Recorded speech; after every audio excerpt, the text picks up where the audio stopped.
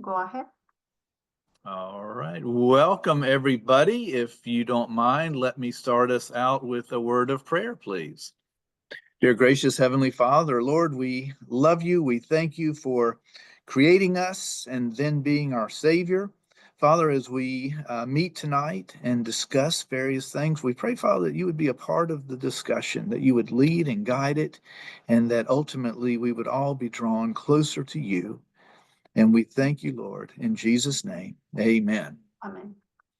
Well, welcome, everybody. I am so excited that everybody is here. And let me see if I can share my screen and we will get started.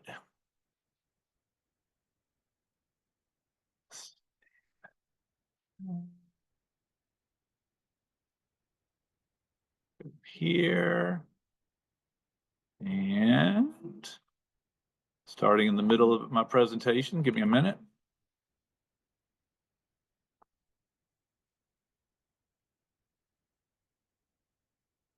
Okay, Adele, can we see that? Yes, perfect. Excellent. Okay, tools for living and aging well. And let me make one more adjustment on my screen. Give me just a second. Okay, go there. Excellent, excellent, excellent, excellent. Okay, so we've got several conferences pooling their efforts together today to pull off this webinar. I represent the Florida Conference, and there's a team of 5 of us who are available to help church members with any estate type matters. And then we also have the Georgia Cumberland Conference. We have Nicole Toledo leading there and field reps that help her. And then in New Jersey, we have Carlos and Rachel. I think, Rachel, I see you on the call. Glad to see you there. That is wonderful. And then we have Kentucky, Tennessee, Silka. Always great to see you. And Karina, glad you guys are here and a part of the team. Let me mention that all of us are certified by the NAD to be able to offer the advice and the services that we do offer. It's a fairly rigorous training process that we go through. Initially, there's education, and then there's ongoing continuing education requirements year after year after year. And then in between, there are also audits of our departments to make sure that we are doing things the way that we say we are doing them. So we're highly regulated, and I think that's a good thing. It makes sure that any monies that are in trust or that we are managing are being managed well, and that the procedures and the forms that we are using, the policies that we have, all comply with best practices recommended by the NAD. We like to say membership has its privileges. I think we all recognize that logo from or that motto from another place, but here at the church, it certainly has its privileges. And so when you're working with the Plan Giving and Trust Services Department, you will receive a free consultation with one of the NAD certified estate planners that I was just talking about. It also includes basic estate documents, and in that circle to my left, you'll see a list of a sampling of documents that one might need when doing their estate plan.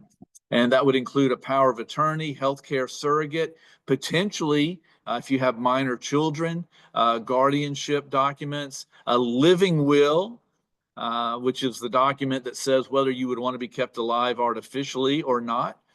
And then last will and testament, and perhaps even a trust. So these documents, or some form of them, are generally free of charge. Some more advanced plans may have some fees with them, but you would negotiate that directly with the attorney and work that out.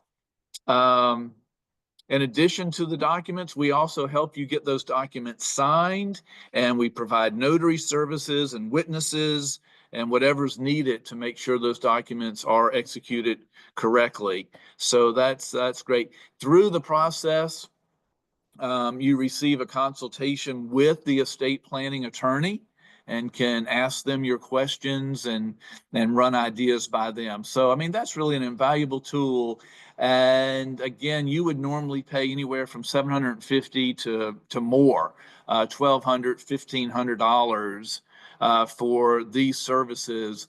And as a member of one of these conferences, they are complimentary to you. So it's a wonderful program. In addition to those basic estate documents, we offer things like charitable gift annuities. That's a great way to get a great return on your money and good payouts. We have endowments, charitable remainder trusts.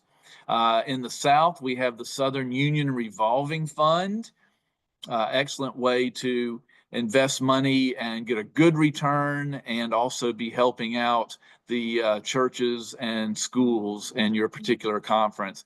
Revocable cash asset trust, another great investment vehicle. We have all of these available to you pretty much at no charge. So it's really a great program. Just in Florida so far this year, we've been really blessed, and through the estate planning that church members have done, we've been able to distribute close to $300,000 just this year.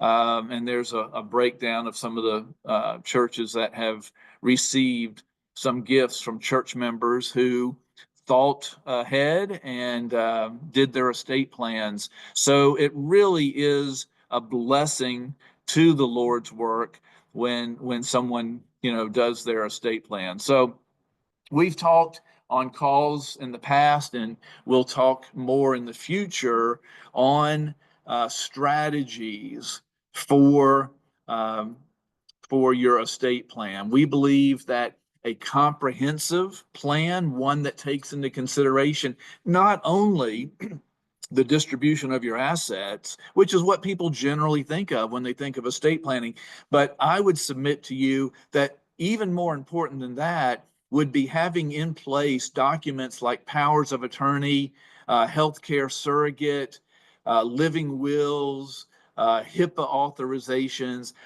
Those documents apply while you're still alive, but maybe at a diminished capacity, either due to maybe being in a coma, due to an accident, or maybe dementia or something like that. And, you know, I think while you're still here and are in need of assistance is when these documents are so much more important than the documents like the will that does the distribution, you know, after you're gone. I mean, you know, hey, let's face it, when you're gone, you're gone. You're not going to know and you're not going to care. But while you're still here, let's make sure you've got documents in place to give you the best care possible. And that's what we do. Particularly, I always like to point out, people think of estate planning for elderly people. And boy, we are working here in Florida, and I would bet in some of the other conferences, to erase that idea, because again, it's in your estate documents that you would set up guardianship for minor children or even older children that may have, you know, needs or issues and still need some assistance. But particularly when we think of minor children, you know, I love doing church presentations, and I look at the young families in the audience, and I look directly at those moms and dads and say, you know, it's you that needs to be dialing my number, not the 80-year-olds and 70-year-olds in the congregation, you know, because you're the ones, the younger families are the ones that have those children that we don't want to see caught up in the system for longer than they need to be, because mom and dad did not put the appropriate plans into place. So while distribution is a blessing, as this slide indicates, to to a lot of churches.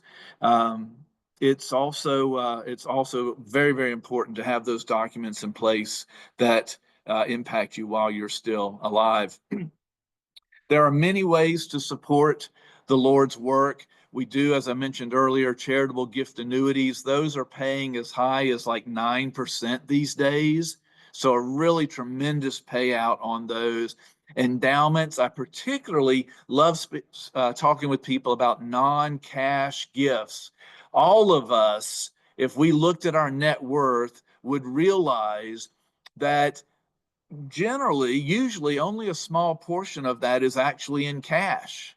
Usually it's in real estate or in other investments that would be considered non-cash. So if you have property or something that you're not using, and maybe want to donate that to your local church or to your conference, great way to bless the Lord's work.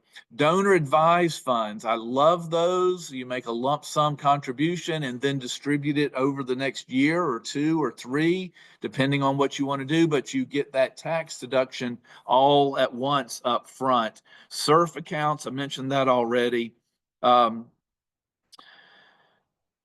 When you're doing your estate plan, you can even ask your pastor, what is a current need for the church? Maybe would be building fund or maybe something else. So I do like to ask everybody. I think Adeli has muted everybody, but sometimes, you can unmute, that's fine.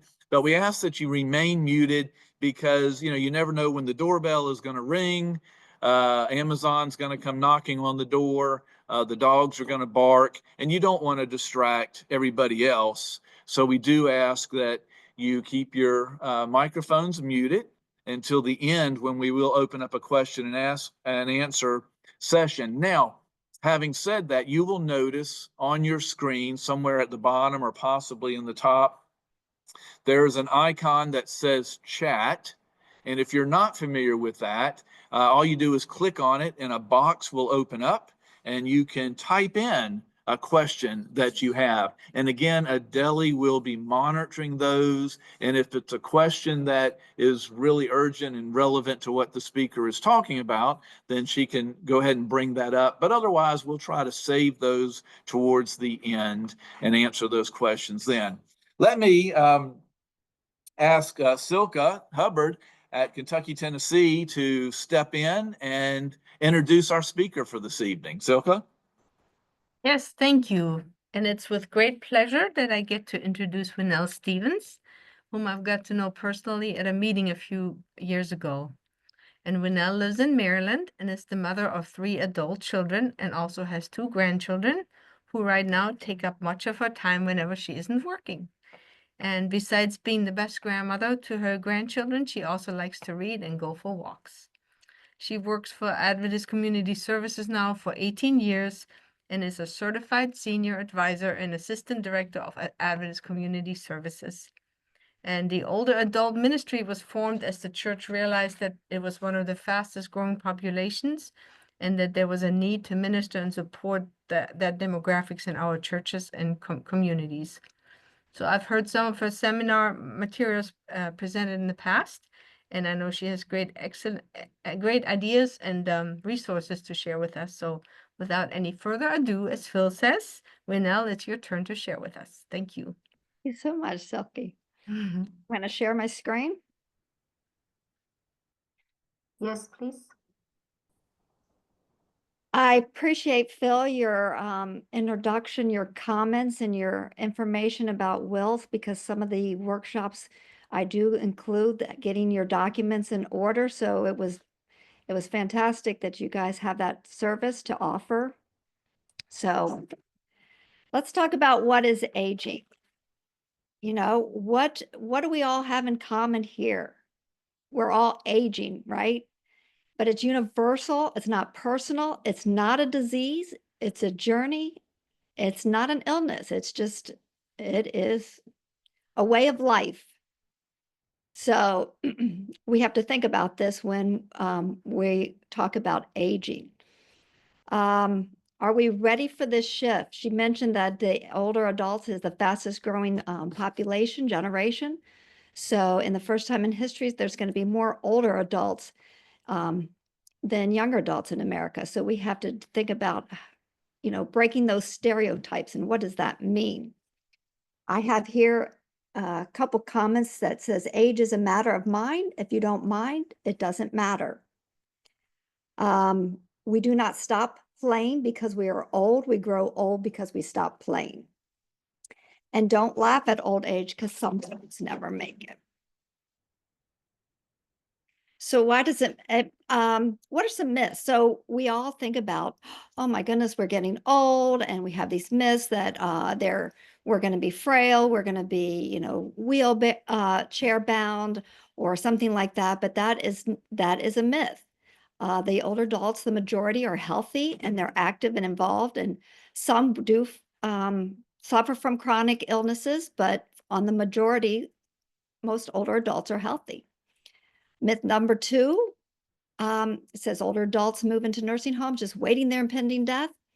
On one of the surveys that I found are 5% are in nursing home versus 95% that are not. So that's another myth. The older adults are depressed and lonely is not normal. They may find themselves isolated and alone, which can lead to a feeling of depression, but it's not a normal part of aging. So studies have shown that younger adults are more likely to experience depression than older adults. And, we have younger generation that may say, oh, you're not going to be able to learn something. Well, we do have the ability to learn something. It might take us a little bit longer, but we do have that capability of learning something. So what is ageism? It's a discrimination against older people due to negative and inaccurate stereotypes. And it impacts our society at large in different ways. So cognitively, affecting our health, maybe financial security. We have internalized stereotypes, like we may believe them, which can lower our confidence or increase stress and anxiety. Physical, we think, okay, we're getting older, we're going to have some physical limitations. That's inevitable, but that could be less likely if you're exercising, you eat well, or follow medical advice. And ageism can leads to isolation, which leads to loneliness, which, being social, is a major factor of your well-being. So if you're lonely, then your well-being may decline. I have an article here that says aging has a real image problem. And the negative, if you have older people that have negative concepts about aging, they live an average of 7.5 years less than those who have positive ages about growing older. So we have to ask ourselves, how do we feel about getting older? What is our attitudes? We have to have some positive attitudes because it can affect our health.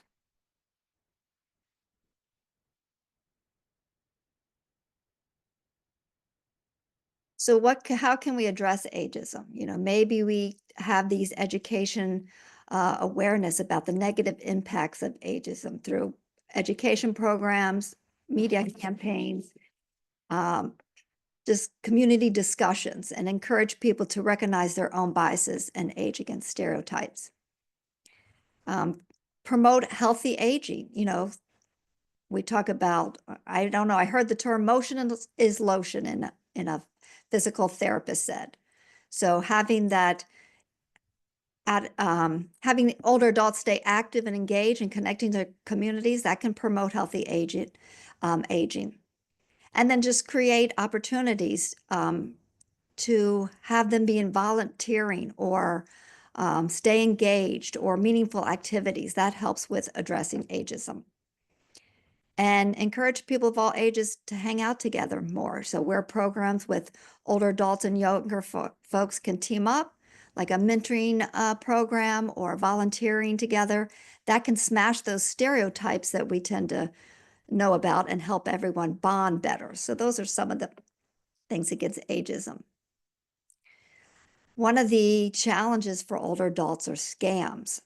And I mean, scams can affect all ages, but for some reason, older adults are more at risk.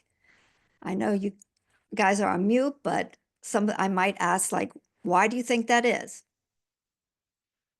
Well, older adults may have more money, or they may be too trusting, or maybe they're lonely, so that gets them into trouble.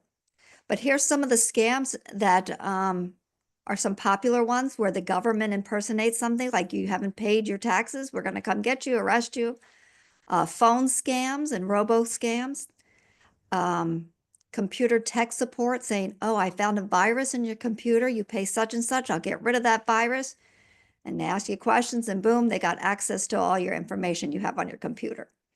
Or the grandparent scam where they say, oh, little Johnny is in jail or something's happened, please send money, something's going to happen. And they, older people may not have here as well, so they can, they don't know. And I just was reading some articles, like in AARP, there's so many talks about scams. I have a whole bunch of AARP of how they target your emotions, whether it's the loneliness. And then so they make your friends and they try to get you. And texting right now, text messages, that's a bigger threat now than phone scams. They try to hi or whatever. And so they try to get you to communicate with them through text. So you have to be very skeptic of things. And so you want to be aware of what those scams are. So some of the scams resources here, there's the National Council of Aging, NCOA, the scam. So that's how to stay safe online. I subscribe to the FTC, which is the Federal Trade Commission.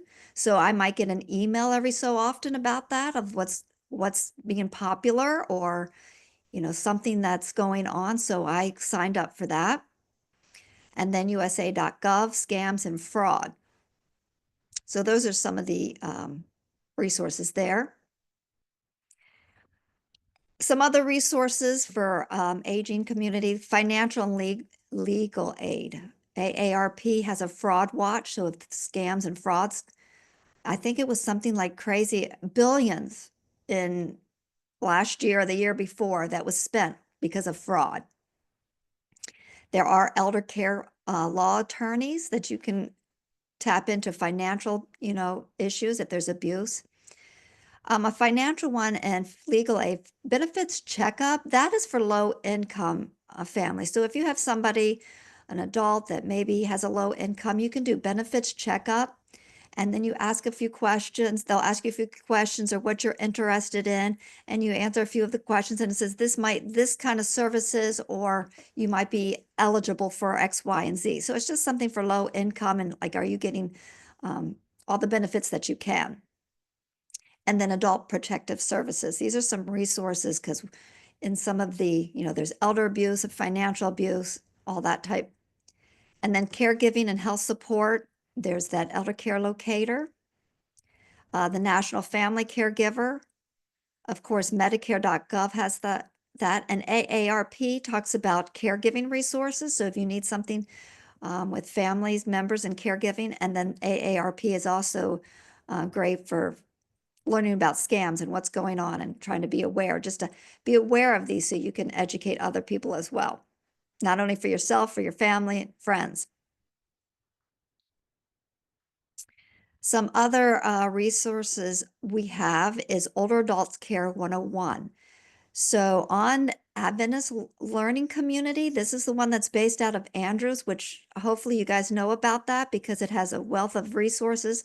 It's free online, all sorts of different programs, but Older Adults Care 101 is on there. And so there's, I think, 8 modules. One's on financial, one's on health. So there's different aspects on older adults there that you could go to.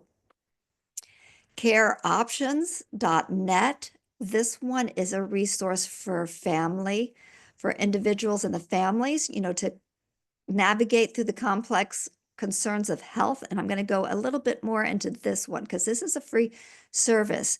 I came in contact with a guy that knew about Adventist Community Services, and we ended up talking, and the NAD, Adventist Community Services, we pay for this service so church members can have it free. So I'll talk about that. So it helps individuals and families identify healthcare costs and safety issues. It offers preventive support before problems become unmanageable. And it's the most comprehensive national resource of aging and caregiving assistance. And I'll tell you how you can get your own passcode in a minute. So when you log into careoptions.net, it's kind of like an iPad or your phone that has these apps. And we have all sorts of different apps here that talks about different aspects of aging and family. So cost of care, you might plug in some numbers to say, how much is it going to cost if I have to take care of my older loved one? They put COVID one here when COVID hit. They have a wellness check, so you can go in there and look at different aspects of, of an individual. Over here, there's functional assessment, there's depression assessment, cognitive assessment. It might ask you a series of questions. So it doesn't diagnose anybody. You still have to see a medical professional, but it can at least clue you in to say, does my older adult or my loved one, my sibling, somebody need to seek professional care? There's a conversation with aging parents. So if you need to talk to them about maybe not driving or something else or being careful, that's a nice starter piece right there that you can have conversations. Caregiver information. If I have time, I can go into it, but I have this for me and my family. So my dad during COVID had gotten sick. He didn't get COVID, but he had the flu, double pneumonia. And so we used this care options because my mom needed to find a assisted living facility that he could go and recover. And so we could put in our zip code and say what's near us, and we could find different places. But there's a file cabinet, and if we needed to have a caregiver for him, we could work out a caregiver plan. We could upload it to the file cabinet. I share my whole family, my siblings have the code. They can get in, and if they're in a different state, which they are, they could get in and say, okay, what's the treatment that we're having for dad? Luckily, we didn't need it, but this is one of the resources that you can have for your family and their members. And so it's wonderful stuff. And it's all right in one place, so you don't have to keep searching different places. So if you're interested in having this free membership, you go to careoptions.net and you put in the passcode www.011. And once you get into there, then you'll get your own unique passcode and you can sign in with your own unique one. And then you have access and you can share that with your family. Other resources we have here that were created here at the North American Division. We do have handbooks and quick start guides. So there's an older adult ministry that if you want to have a program or church members want to have a program, these are resources that they could use. Caregivers ministry, we talked about the older population being outnumbering the younger. And so there's a concern that we may not have enough children to take care of it. So does churches have caregiving programs and then and give like respite care for people that are taking care of their loved ones or older adults? So these are two. So the quick start guides is just a smaller brief one. And then if you want to dive deeper, you can get the major handbooks. And there's lots of other resources. Community Care Corps, communitycarecorps.org. It's kind of like a learning library, just resources out there to find different things on different community engagement partnership, assistant to family caregivers, older adults, or even adults with disabilities, to maintain their independence. This is one of the resources as well. Connecting older adults to the community. 5wishes.org. Phil mentioned a living will. This, if it's offered in your conference, this is great, but 5wishes.org is a little pamphlet, and when you get it signed. I think it's legal in 42 states, I think it is. But it's a good conversation. It'll say, how do you want to be treated if you can't speak for yourself? And it has a series of questions. You fill it, the person fills out what they would like, and you have somebody sign, and it's a legal document that you can use. ALC.gov is another one for community living. Talks about different aspects there, programs on wellness, meal deliveries, the Older Americans Act, the area agencies on aging, eldercare.alc.gov. You can find one in your area and see what they offer. National Council of Aging, I mentioned that on another one, ncoa.org. Ready.gov/caregivers. And Community Care Corps, that's the one that I mentioned on the previous slide, but that's the website, so you guys can see that. So there's lots of resources to dive into and see different information. And I know people joke about AARP because they're like, oh my goodness, you turn 50 and you get AARP. But AARP, if I'm a member of AARP, and there's lots of information on caregiving and health and, you know, all different aspects. So I enjoy AARP myself. Another one, the Hartford, you know, and on this page, they don't try to sell you the insurance. I think it is part of like an insurance, but if you put your phone there, you will see that there is a publications that you can download the PDFs. At the Crossroads, you know, talks about family conversations, you know, if you have Alzheimer's or dementia or driving. The Fire Sense, you know, how to protect. It could happen to me. That's one on a disaster planning. I'm sure you're all aware about all the disasters we're having. And do we plan for older adults? You know, do we have an escape plan if there's a disaster? If an older adult's on oxygen or medication and they can't get out, do they have enough? So there's different aspects there on disaster planning. So if you have a plan during the sunny skies, then you're not so stressed and anxious when something does happen. Keeping your home at best. It's just some little things here on living with loss. That was a guide for a newly widowed. 2 weekends ago, I was doing a workshop and somebody had talked, one of the ACS directors mentioned a widow that was talking to him and saying, you know, what do I do now? You know, been married for years, her husband died. And so I was able to share this with him to hopefully, you know, help guide her along the way. So this is the website here that you can get, but you can also scan that and get those publications. So those are just some of the resources I wanted to share. I'll stop sharing. And if you have any questions, please feel free to pipe in.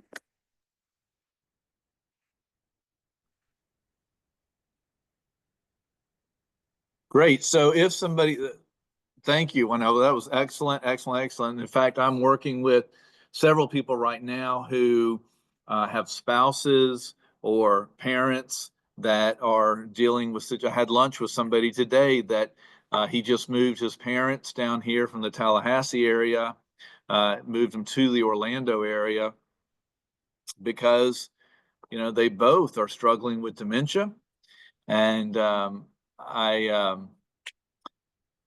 wish there was a resource, and maybe you know of one, in that caregivers.gov or I didn't get to write it down, but I want to go back and see it.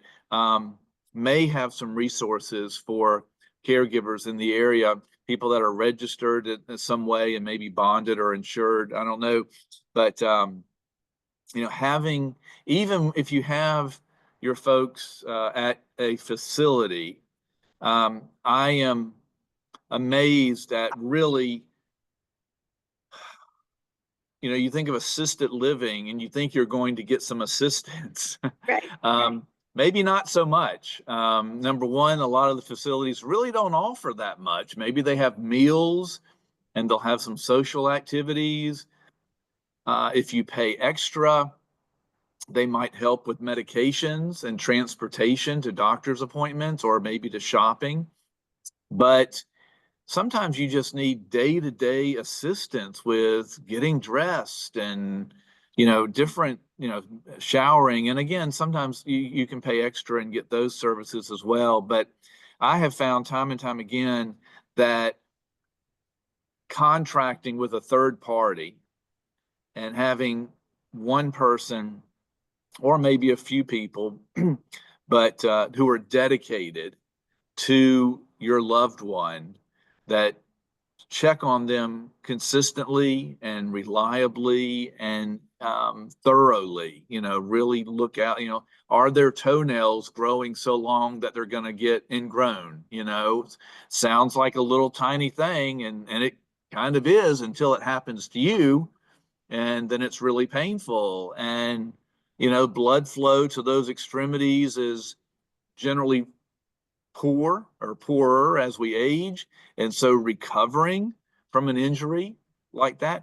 But if you have a caregiver that is attuned to those things, and constantly, every day or every 2 or 3 days checking in when you can't, such a huge blessing. So I'm looking forward. In fact, I was actually, I have to admit, I was trying to sign on to that one caregivers.org or whatever, but you do need a passcode or something to get into that. www, yeah, 011 here. I'll put it in the chat. Okay, good. So I'm really looking forward to exploring that one. But yeah, you had to have the magic code and I didn't have it. Yeah, so originally when the gentleman talked to me, he said, "Oh, your churches can send you a spreadsheet of all your members and their email, and then I could upload that." I said, "Churches are not going to share that with me." And so we put it out where they could sign up and I could put their name in an email. But luckily, Care Options was able to get me a universal code. So when I do these, they just put WW011 and then a code gets assigned to them. So their own personal code gets assigned to them once they put that in. So it's been good. It works well that way. Let me ask one more question before I'm kind of hogging the mic here, and I apologize. But tell me more about your role and the NAD's role. And is it strictly educational and you do presentations, or could people contact you for a one-on-one consultation, that kind of thing?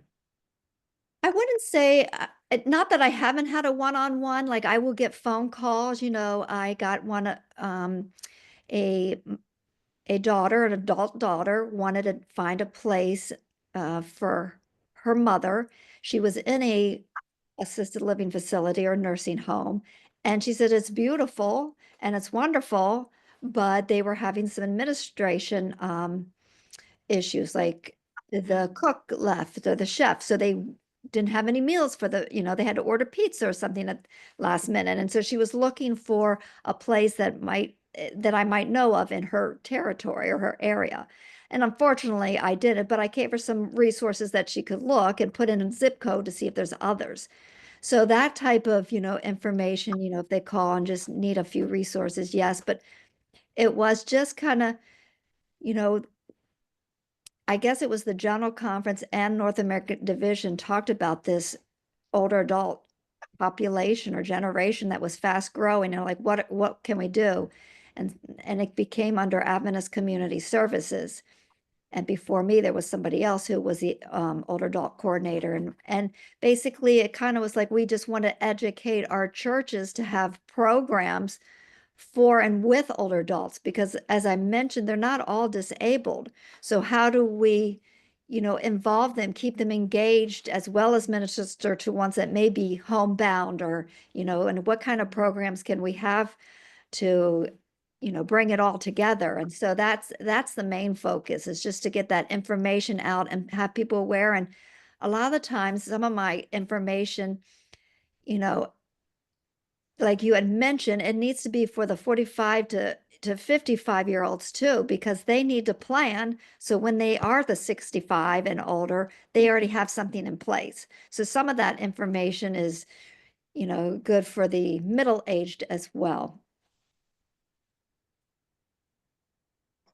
Very good. Very good. Adele, get you to help us with any questions that you saw in the chat. And then also, I have another question. The slide deck for this. I mean, certainly we're recording this and people can go back and watch it, but is it possible to have the slide deck available so that we could email out people that want it? Yes, I can send it. I don't know if you want me to send it to Silke or whoever, but I can send it and you share as appropriate. Sounds good. That's what we have the request. Some people in the chat asking for copy of the presentation, so that would be great. Okay. Somebody mentioned if there's examples of programs in churches. So some of the programs that when I've done some workshops, it may be small ones. It may be like, okay, we're monitoring blood pressures. One of them, it wasn't necessarily a program, but they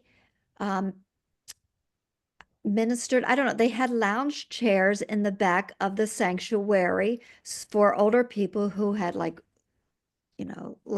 restless leg syndrome or, just couldn't sit, but they can enjoy it. Some of the programs they have where they get a mingle, they come together and they maybe play games and have some food. There's one that they actually, I forget what they called it, House and Hammer, I don't know, but they go to the older adults' homes and make, let's say there's a light bulb out or something, or maybe they check the smoke detector. So they kind of do like little programs like that. I did a survey a while ago and, there wasn't a lot that I got response of, what, any major programs that people are doing. So I'm always looking for ideas so I can share, but, it might just be starting out small and then advancing from there, but you need to kind of do assess to see what the needs may be. It might be working with a hospital that maybe they say, okay, well, we need to do so many teaching moments, but they don't have a space. Your church could say, okay, we're gonna have the space and these professionals comes in and talks about something, something like that. So there's different programs like that.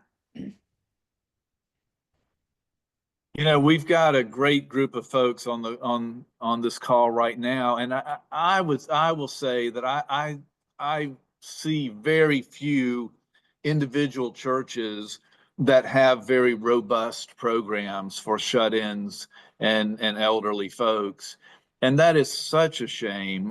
Their older folks are such a wonderful resource of information and wisdom and knowledge, and we all just seem too busy to be able to take that time. But I would encourage anybody on this call here today to go back to their local church, talk to their pastor, what could now, and maybe you just were saying this and I was kind of processing, so forgive me if I'm asking you to repeat yourself a wee bit, but if say I wanted to go to my church, go to my local pastor, what would you say would be maybe first steps in establishing some kind of a program that was to specifically minister to the older populations at our churches? I kind of think the first step was just to have that conversation with the pastor, because once the pastor's on board, but whether he knows the congregation, is kind of to say, okay, what's available for my church, or say, okay, what do we have? Do we have more 40 to 50-year-olds? Do we have 60 to 70-year-olds?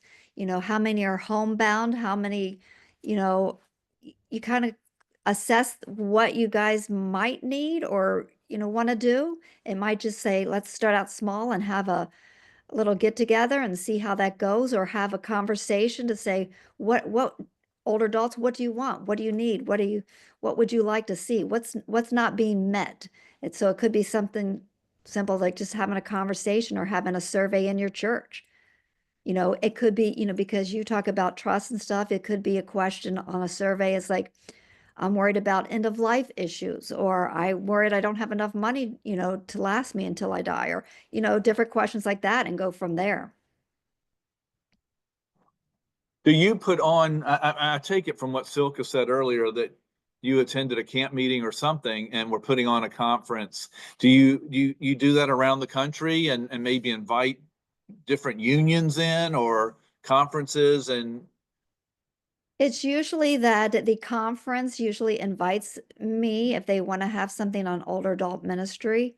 And so, in fact, this weekend going to Georgia Cumberland, I'm doing one of the older adult ministries. There's other ones too that's going, but I'm doing a workshop for about an hour for them. And so they invite people and they come in, and so they have so yeah, I have done a lot of conferences. I don't try to do single churches because we can't hit every church, but there was time where I helped a church and went to a church, and it was, I drove there, so it was, easy enough to do that.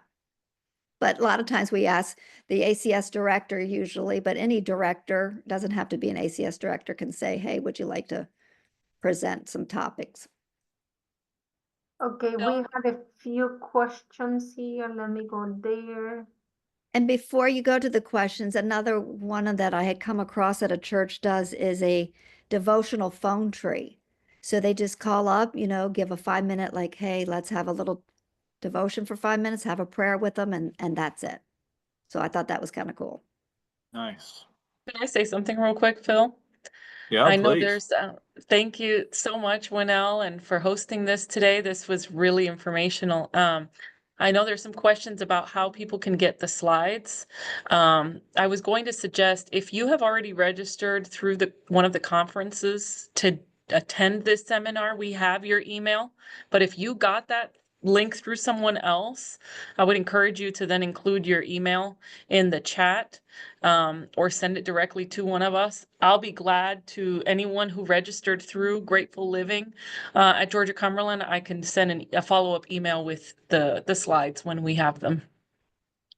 Yeah, it will be better if they can put, and that's what I was trying to write, if they can put the email. I had over 895 emails, and I know none of them came, so from my list, it will be better if they put the email on the chat, so that way I can copy and then I will send you for the ones that are interested. But either way, it will be fine. Okay, so do we go over some of the questions that we have? There was another just informational, I came across where a church did a, like a telephone tree, but they did a medical equipment tree. So let's say your loved one or whatever had to have a walker for a little bit, but they don't need it anymore. So that's on the telephone tree. So if somebody else needed a walker, they could say, hey, can we use that? Da, da, da, da. And so they could share equipment. Now, I don't know how that not legally, but insurance wise, if it gets broken, I don't know how all the details, but I thought that was kind of interesting too. Okay, I love someone, that. great. GM say take an ad out in the Southern Tidings and other publication to get this information about care option. I guess it's a suggestion. Okay, let me see who else. There's one, Adele, that says how to improve our minds and how to do Yeah. God's work I'm in going senior down. ages. That's the next question, yes. I'm going down to the list. So how to improve our minds and how to do God's work senior age. That's one of the questions. One of the things I talk about is the aspect of spirituality, where that is a big factor in well-being. And so there's not a list of what's the most, the top, but some of them were, have meditation, prayer, studying the Bible, still reading the Bible. So it talked about having that spiritual aspect. So as a church, you might think older members don't need that spiritual aspect because they've been in the church all their life, maybe, or something. But, older adults, start going through loss of independence, loss of loved ones. And so to me, the spiritual aspect is more important as we age so that we can, have that healthy living. So it just might be having a spiritual aspect, a Bible study for older adults. You could have a VBS for older adults. Okay, someone That's a else, neat idea. good. Someone else comment, eat right, exercise, read the Bible, have friends, get involved. And the other question is, I would like to know what seniors can do in their neighborhood and how to be joyful and adventurous. I don't know if there's a trick to get them to be joyful and venturesome unless they want to do that. You know what I mean? It's like they've lived their life. So if you want to try to change them, that's not always the best option. But if you can find out what they like or what they need and maybe develop something there to get them excited, find out what they might be excited about, that would be, I think, one of the first steps is just to say, what are you interested about? You could do a windshield survey with them maybe and say, okay, let's go through our community, just look at what's there, maybe interview some key informants in the community, say, what do you like about your community? What do you think is missing? And just kind of go from there and see if there's anything that registers with an older adult. Another question is, what are successful things seniors can do in reaching people? I think it's kind of tied with the answer that you already did as well. Yeah. I think it's the kind of the same for any age, but just finding something that you can connect them with, individual maybe, and then go from there, like find an interest that you can talk about and then expand your conversation. Okay, another is, do you have guidance on reaching out the community? Yeah, I think it's kind of Listen. some of what we talked about already. Yeah. Does anybody else want to answer any questions? Do they have any suggestions? Because I'm open to hear. Hmm, Can you hear me? yeah, Yeah. we can hear you. Yeah, no, I think it just takes somebody to take the initiative, and I mean, we know our pastors are swamped, they're busy, they've got, a lot pulling at them. Somebody just needs to step up. I know a lot of churches will have, what do they call it? Young at heart, Right. programs. But again, most of those are inactive. I think everybody's waiting on somebody else to, to pick up the ball and run with it. And well, now you've encouraged me maybe to with my own local church to maybe be a brand starter on this thing and see what I can maybe make happen. I think it just needs somebody to champion it. Yeah. We'll say that there is a church here in Georgia Cumberland in the Collegedale area that has started a widow ministry.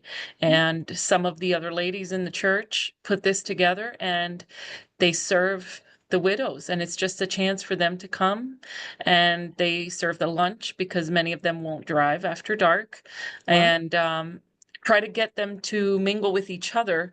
And I believe they also try to mix it up so they're not all sitting with the same people every time they come in, and just really make it something special. I haven't had the privilege yet to attend one, but I know that it seems like that's very successful for them.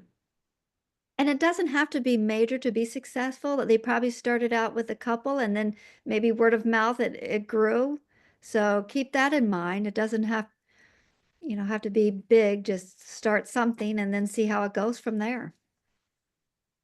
I Great. know we have a widows group in one of our churches, and they invite different speakers to come into and talk about issues relating to widows and just or have fun nights, have game nights, or have craft night or whatever. And it's nice. I've been there once as a speaker just on estate planning documents, but it's also just people reaching out. I think those things are just so wonderful you know, you invite people and you try to help and bond with them without any threat of trying to convert them or anything like that. I'm involved in a group that makes cards, and we have all invited non-Adventist friends that come, and they love to come. It's just a wonderful group of women to get together, and we pray together, and we have fun together, and it's the non-threatening part of just making friendship with your community that I love about these ideas. So That's awesome. Someone else suggested senior days care are good places to reach out. Mhm. And another one say dentist retirees conventions are also very heartwarming. And that's it. We don't have no more questions. Okay. So, Let me share my screen again, Adele, if that's okay. yeah, go ahead. All right. Let me know if y'all can see that. Yeah, we can see that. Okay, so good. Juanel, you did us a big favor. Well, in addition to the wonderful presentation, but you mentioned that scams are a big part of, can be a big part of an older person's life if they're not careful. You know, I told y'all at the beginning of the call that I did some traveling a couple of weeks ago, and I was out west, and about 2 or 3 days after I got back, I received a text saying that I needed to click on this link because I had a parking toll violation. Mm. Well, I knew I did not have any parking toll violations, but just having traveled, it was very tempting to, or, you know, I was, oh my, what did I do wrong, you know? And I better click on this. And, you know, I decided to just delete that text, but, and maybe I did have violation, and I guess they'll have to reach out to me another way, but there was no way I was going to click on that link. So we've got, coming up in June, we've got 2 webinars. They're going to be back to back, June 10th and then June 17th. Those are both Tuesdays, and they're going to be dealing with things like identity theft and romance scams and the investment and grandparent scams that Juanel alluded to earlier. We're going to go into much more detail, discuss a lot other types. Like the toll parking scam. And then the next week, we're going to talk about avoiding those. And then if you're ever caught in something like that, you know, how to recover from it. So I think those are going to be really excellent webinars for people of all ages. And I'm really looking forward to that. You can see we've got other ones throughout the year. If you want to contact us in Florida, you can take a picture of this QR code and it'll send you to our website, or you can email us or call us. If you take a quick picture of that if you need to, but most of you know how to reach us. If you are in one of the other conferences, if you're in Georgia or Eastern Tennessee, certainly you want to reach out to Nicole. Or if you are in Western Tennessee or up in Kentucky, Silka is available for you. And then up in New Jersey, we've got Carlos or Rachel that are available to you. And so take a quick snapshot of that or jot that information down. And any of us would be really, really happy to help. And that concludes the information that I have, Adele, unless there's any other comments or alternate speeches.